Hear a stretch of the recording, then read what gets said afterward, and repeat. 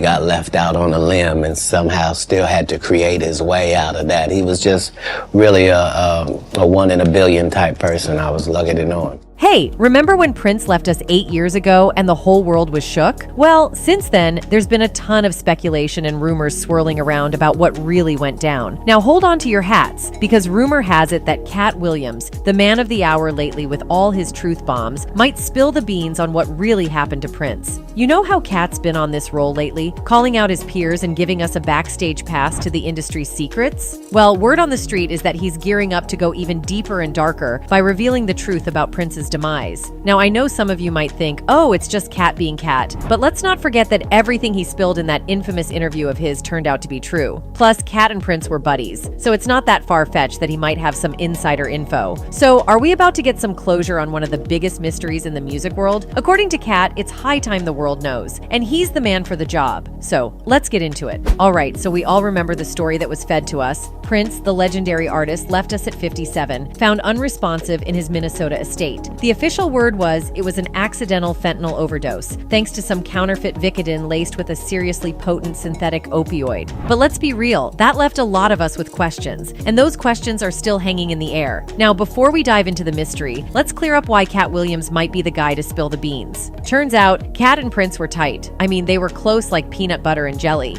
In that unforgettable interview with Club Shay Shay, Katt spilled the beans. Shannon Sharpe, the man himself, asks Katt about meeting Prince, and Katt just drops the bomb that Prince was a friend of his. A real friend. Now, Shannon, being the fan that he is, goes into full-on admiration mode for Prince's talents, playing all the instruments, singing, dancing, the whole package. And Katt just nods along, saying Prince was unlike anybody else in the world. He even said that he knew Prince his entire life. Katt spills the beans on their deep connection, talking about sharing thoughts on lyrics, music, women, and cars. Yeah, apparently Prince's car collection tells a story, and Katt Williams is part of that story. They were in sync about the important stuff, musical genius, the ladies, and of course those sweet rides. Katt even reveals how they helped each other out in various ways, especially in navigating the tough business side of things. He was just an amazing individual. I was able to meet him when I was 12, and I knew him my entire life through all of his changes. I was able, because we share certain things. Our connection was lyrics, musical lyrics, women, and cars. And he got left out on a limb and somehow still had to create his way out of that. He was just really a one in a billion type person. I was lucky to know him. So when Katt Williams hints that he's got the lowdown on what really went down with Prince's departure, it's not just some random dude speculating. It's someone who was there, someone who shared more than just a few laughs with the purple one. Also, in a 2022 interview with Arsenio Hall, Katt spilled the beans on how he was inspired by Prince and spent a cool 5 years as a rapper before transitioning into the comedy scene. Turns out this whole journey kicked off after a meetup with the purple one at the ripe age of 12. According to Katt, this encounter went down in Dayton, Ohio, where Prince was doing his thing at the University of Dayton Arena. And get this, Katt claims he knew Prince his entire life, considering him a guiding force. He even credits the legendary singer for boosting his self-esteem to new heights, calling Prince the reason he's got that confident swagger. Now, in classic Katt Williams style, he goes on to drop some wisdom about Prince being a high thinker, and a dude always 30 steps ahead of the curve. I mean, we all know Prince was a musical genius, playing more instruments than most of us can name. But here's the kicker. Katt suggests that Prince taught him a thing or two about embracing your uniqueness. According to Katt, Prince basically said, hey, you can be short, light-skinned, with long hair, and as long as the ladies love you, who cares what others think? He was a high thinker, and a guy that was always 30 steps ahead of whatever the curve was. Now let's get to the creepy part. Some fans are connecting the dots between Katt saying Prince was always 30 steps ahead and the cryptic stuff Prince said before he left us. People are throwing around theories that maybe Katt was clued into something Prince knew, something sinister, like folks plotting to take Prince out. You know how Prince was known for dropping cryptic lines, and some believe he might have let Katt in on the scoop. Now let's dive deep into the rabbit hole of the theories surrounding Prince's death, because some folks out there think the official reports are nothing but a bunch of BS. All right, let's talk about the weird puzzle pieces that don't quite fit when it comes to Prince's health. Now, we all know Prince was the poster child for clean living, right? Vegan, no booze abuse, a workout routine that probably put us all to shame, the whole shebang. So when the news hit that he died from a painkiller overdose, it was like, wait, what? Even the big shots in the industry, like L.A. Reid, were scratching their heads. In a chat on CBS, Louisiana Reid spills the beans that he believed Prince was all good in the health department. The guy was health conscious to the max, vegan lifestyle, no alcohol binges, and definitely not known for popping pills. But here's where it gets real odd. The interviewer asks Reid about Prince's health problems, and L.A. Reid's like, I don't know. He spills the tea on how Prince's commitment to staying healthy actually freaked him out. Like, if you're doing everything right, eating green, pumping iron, the whole deal, and still kick the bucket early, what's the deal? Right. What I know is that he was really health conscious. He was a vegan. He didn't abuse alcohol. I didn't know of him abusing. You know, that also really concerned me because it made me think that, wow, so you mean you do all these things to take care of yourself and you die so young?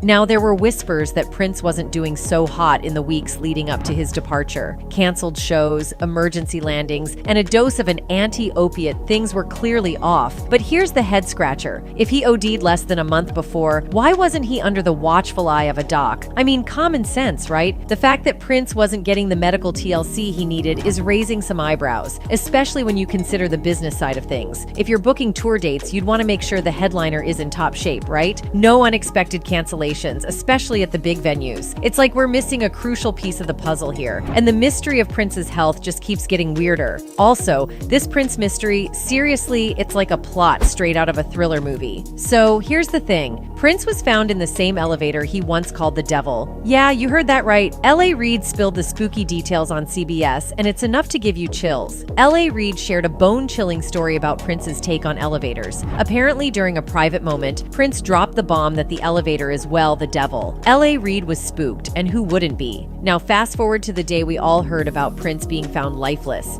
in an elevator. Talk about a haunting coincidence. The one thing that, kind of spooked me about it all was he has a song called Let's Go Crazy. Yeah. And it says, don't let the elevator bring us down. One time when I was with him privately, he said, you know what the elevator is, right?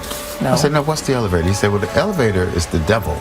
And so for me, it was like really haunting when I read that he was found in an elevator. But the oddities don't end there. People are scratching their heads about why Prince was alone at Paisley Park. Sure, the man was insanely private, but really? No servants, no security, no assistants, nada? It's getting real sus, folks. I mean, wouldn't you expect at least someone to be around, especially considering his status? And here's where it gets even more mind-boggling. There were whispers and predictions floating around that Prince was on a collision course with destiny. His last Instagram post, right before his untimely departure, had folks raising eyebrows. It featured a picture of him with a caption that said, "Just when you thought you were safe." Now I get it. Prince had a knack for the cryptic, but this post had some folks thinking he knew something was up. Also, it turns out he might have predicted his own exit not once, but twice. At a party at Paisley Park just days before he left us, Prince reportedly dropped a major bomb on attendees saying, "Wait a few days before you waste any prayers." Now, if that's not a cryptic message, I don't know what is. But here's where it gets even spookier.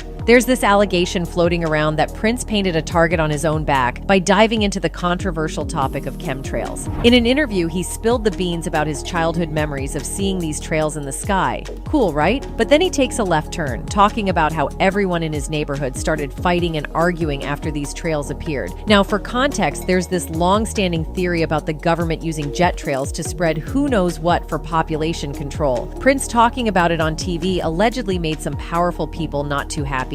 You know, when I was a kid, I used to see these trails in the sky all the time, and so that's cool. A jet just went over. And then you started to see a whole bunch of. And if that's not enough, it gets even creepier. In an episode of The Simpsons titled Treehouse of Horror, they throw in a segment where Homer Simpson takes out a bunch of celebrities, including someone referred to as a purple one. Yeah, you guessed it, the unique shaped guitar seals the deal, and it's by order of the government. Now, whether it's coincidence or conspiracy, it's enough to give you goosebumps. Also, let's dive into the epic battle Prince had with Warner Bros., because trust me, it's a saga of its own. Back in the day, when Prince was rocking the scene and signed to Warner Warner Bros., the struggle began. He laid it out saying, "I owned the work because I paid for it and I did all the work. Straight up, he created it, so he figured it should belong to him." But surprise, surprise, the companies had a different idea. The way I looked at it, I owned the work because I paid for it. And I did all the work. I created it, so I felt like it should belong to me.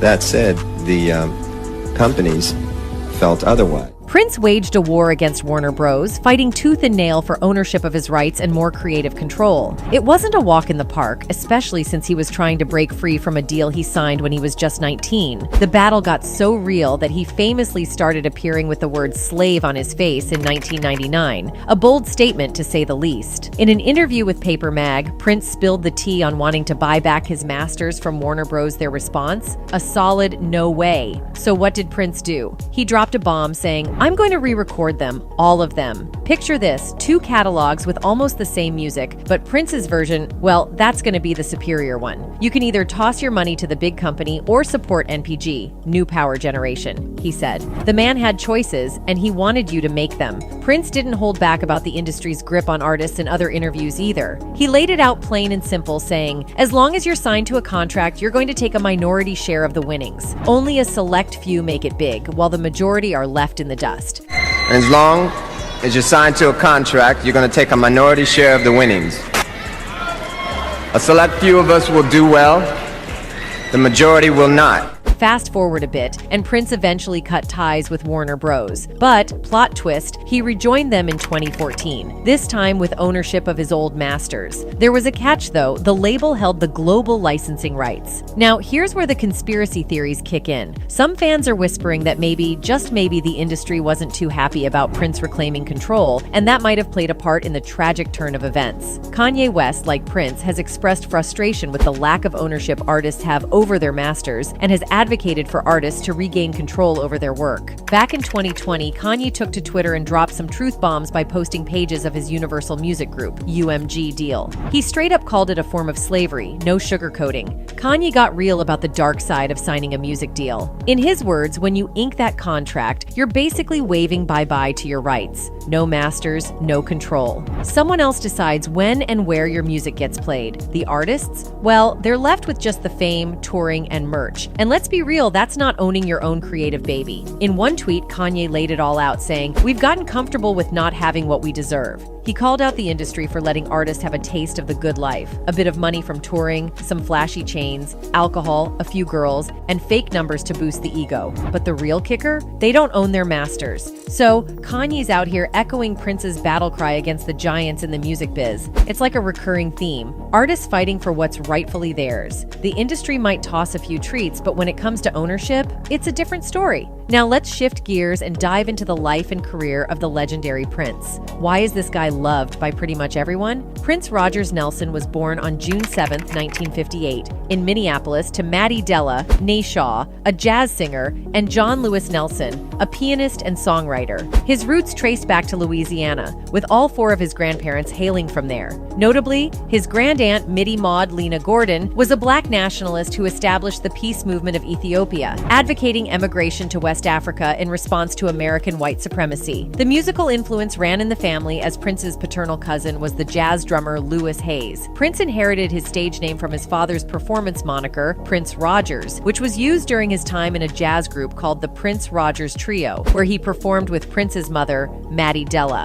In 1991, Prince's father shared on a current affair that he named his son Prince with the desire for him to accomplish everything he had wanted to do. However, Prince wasn't a fan of his name and preferred to be called Skipper during his childhood, a nickname that stuck. Prince, mentioning that he was born epileptic, revealed that he experienced seizures in his youth. According to him, one day he confidently told his mother that he wouldn't be sick anymore because an angel had informed him so. This childhood experience left a lasting impact on Prince, shaping his unique perspective on life. After graduating from Central High School in 1976, Prince embarked on his musical journey. He teamed up with producer Chris Moon to create a demo tape in Moon's Minneapolis studio. However, facing difficulty securing a recording contract, Moon brought the tape to Minneapolis businessman Owen Husney. At the age of 19, Prince signed a management contract with Husney, who, along with producer-engineer David Z, helped him create another demo at Sound 80 Studios in Minneapolis. This demo, accompanied by a press kit from from Husney's ad agency sparked interest from major record companies such as Warner Bros. Records, A&M Records, and Columbia Records. Ultimately, with the assistance of Husney, Prince inked a recording contract with Warner Bros. The deal granted Prince creative control for 3 albums while allowing him to retain his publishing rights. Prince and Husney relocated to Sausalito, California, where Prince's debut album, For You, was recorded at Record Plant Studios. The album, featuring Prince's remarkable prowess as he wrote, produced, arranged, composed, and played all 27 instruments, was mixed in Los Angeles and released on April 7, 1978. In 1979, Prince formed a band including Andre Simone on bass, Deezy Dickerson on guitar, Gail Chapman and Dr. Fink on keyboards, and Bobby Z on drums. Their first performance was at the Capri Theater on January 5, 1979. Although Warner Bros. Executives attended the show, they believed Prince and the band needed more time to develop their music. Later that year, in October 1979, Prince released the self-titled album Prince, which gained considerable success. It reached number 4 on the Billboard Top R&B/Black Albums charts and number 22 on the Billboard 200, achieving platinum status. The album featured hits like Why You Wanna Treat Me So Bad and I Wanna Be Your Lover, the latter selling over 1 million copies and reaching number 11 on the Billboard Hot 100 and number 1 for 2 weeks on the Hot Soul Singles chart. In the early 1980s, Prince, according to his former manager Bob Cavallo, had an unusual demand for his management: secure a deal for him to star in a major motion picture. This was despite his limited exposure at the time, mainly comprising pop and R&B hits, music videos, and occasional TV performances. This bold move led to the creation of the hit film Purple Rain, 1984, a loosely autobiographical piece starring Prince, along with the eponymous studio album serving as the film's soundtrack. Purple Rain became a massive success, selling over 13 million copies in the US and spending an impressive 24 consecutive weeks at number 1 on the Billboard 200 chart. The film earned Prince an Academy Award for Best Original Song Score and grossed over $68 million in the US. Songs from the film, such as When Doves Cry and Let's Go Crazy, reached number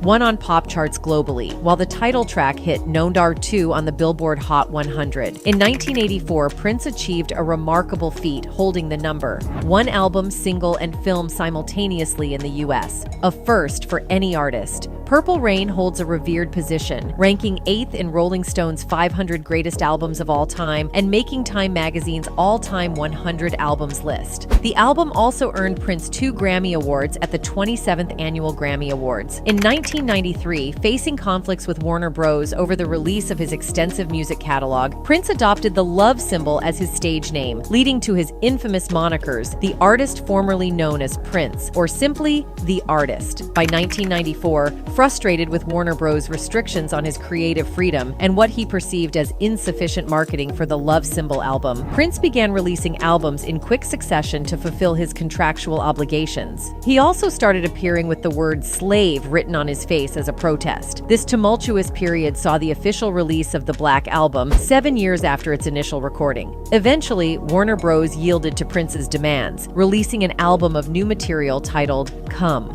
Rolling into 1996, Chaos and Disorder marked Prince's last album of fresh material for Warner Bros. Unfortunately, it didn't set the commercial charts ablaze and landed on the less successful side of Prince's discography. Fast forward to May 16, 2000, and Prince decided to ditch the love symbol as his name, mainly because his publishing contract with Warner Chappell had run its course. During a press conference, he made it clear that the name Prince had become associated with undesirable relationships, and now, freed from those entanglements, he was ready to embrace his real name once again. However, don't think the love symbol vanished completely. Prince still rocked it as a logo, adorned his album artwork with it, and shredded on a love symbol-shaped guitar. Following Rave Unto the Joy Fantastic, Prince took a turn in his music distribution strategy. Instead of the traditional route, he dropped new tunes primarily through his internet subscription service, npgonlineltd.com, later rebranded as npgmusicclub.com.now. Let's jump to February 8, 2004, where Prince shared the Grammy stage with none other than Beyoncé. Opening the show, they delivered a jaw-dropping medley featuring Purple Rain, Let's Go Crazy, Baby I'm a Star, and Beyoncé's Crazy in Love. A musical feast indeed. And the accolades kept rolling in. The next month, Prince snagged a spot in the Rock and Roll Hall of Fame. Alicia Keys, along with Big Boy and Andre 3000 of Outkast, had the honor of presenting him with the well-deserved award. On February 4th, 2007, Prince took center stage at the Super Bowl XLI halftime show in Miami, Florida, performing on a colossal stage shaped like his iconic symbol. This gig reached a whopping 140 million television viewers, marking his largest audience ever. Moving forward to the music scene, Prince dropped his second-to-last album, Hit and Run Phase 1, on September 7, 2015, initially on Tidal before wider release on CD and download on September 14th. The final chapter, Hit and Run Phase 2, continued the journey and hit Tidal for streaming and download on December 12, 2015. In February 2016, Prince kicked off the Piano and a Microphone tour, a stripped-down showcase featuring just him and a custom piano. The tour made its way through the United States but faced an abrupt halt due to illness in April 2016. Prince's health struggles led him to consult with medical professionals, including a Twin Cities family medicine specialist, Michael T. Schulenberg. Despite postponing shows and battling influenza, Prince pushed through to perform his supposed final show on April 14, 2016, only to become unresponsive on a flight back to the Twin Cities the next morning. After an emergency landing in Moline, Illinois, Prince left against medical advice. Seeking help, Prince's representatives contacted Howard Kornfeld, an addiction medicine specialist, on April 20th, 2016. Tragically, it was too late. At 57, Prince was found unresponsive in an elevator at Paisley Park, and despite efforts to revive him, he was pronounced dead on April 21st, 2016. The autopsy revealed an accidental overdose of fentanyl, and the music world mourned the loss of this iconic artist. Tributes and vigils lit up cities across the U.S., and social media erupted in remembrance. In 2016, Prince was posthumously inducted into the Rhythm and Blues Music Hall of Fame. His legacy endures, with Prince being hailed as one of the greatest musicians of his generation. Rolling Stone placed him at number 27 on the list of 100 greatest artists, and he claimed the number 16 spot on the 2023 list of the 200 greatest singers of all time. As a performer, his flamboyant style and showmanship left an indelible mark, and his influence echoes in the work of artists like Beyoncé, Justin Timberlake, Bruno Mars, Rihanna, Alicia Keys, and many more. Wow, Prince's achievements are truly mind-blowing, and we barely scratched the surface. His success was off the charts, and one can't help but wonder what more he could have accomplished if his life hadn't been tragically cut short. As Prince often spoke about issues within the music industry and the struggles he faced, it's not surprising that some folks entertain the idea that higher powers might have played a role in his demise. Conspiracy theories surrounding Prince's death go beyond just record labels and companies. They venture into the realm of the Illuminati. Yes, you heard it right, the Illuminati. Some people believe that secret societies and higher forces were involved in orchestrating Prince's exit from the stage of life. Now, I'm curious to know your thoughts on what really happened to Prince. Do you think there's more to the story than meets the eye? Share your thoughts in the comments below, and we'll catch you in the next video.